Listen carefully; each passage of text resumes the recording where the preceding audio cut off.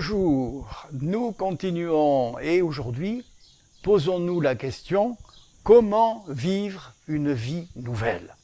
C'est une bonne question. Comment vivre une vie nouvelle? Alors 1 Corinthiens 2, 9 à 12, ces versets nous disent « Comme il est écrit, ce que l'œil n'a pas vu, ce que l'oreille n'a pas entendu, ce qui n'est pas monté au cœur de l'homme, Dieu l'a préparé pour ceux qui l'aiment.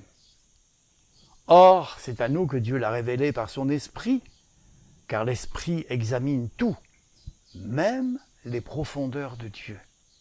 En effet, qui parmi les hommes connaît les pensées de l'homme, si ce n'est l'Esprit de l'homme qui est en lui? De même, personne ne peut connaître les pensées de Dieu, si ce n'est l'Esprit de Dieu.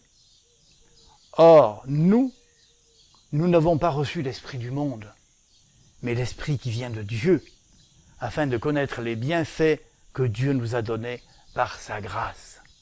Vous voyez toujours ces deux facettes. D'un côté, l'Esprit du monde, l'ancienne nature, et l'Esprit de Dieu.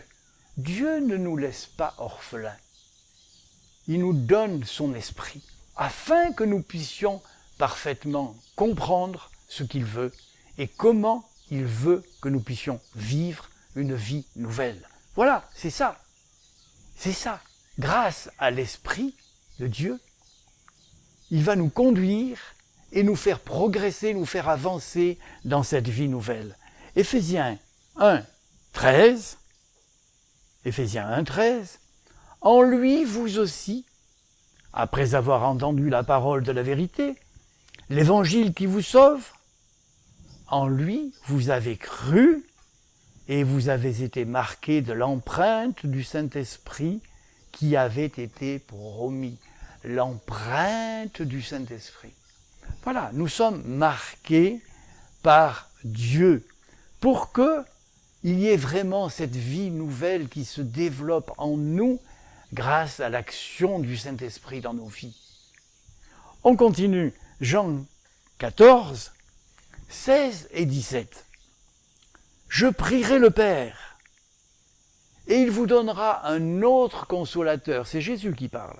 « Il vous donnera un autre consolateur, afin qu'il demeure éternellement avec vous, l'Esprit de vérité, que le monde ne peut recevoir, parce qu'il ne le voit point et ne le connaît point. Mais vous le connaissez. Il demeure avec vous.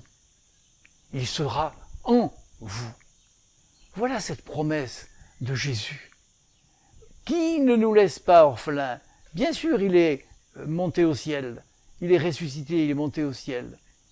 Mais il nous a envoyé l'Esprit Saint, afin que nous ne soyons pas seuls, que nous ne soyons pas orphelins, mais que le Saint-Esprit soit là pour nous aider, pour nous accompagner, pour nous assister, pour nous donner absolument tout ce dont nous avons besoin.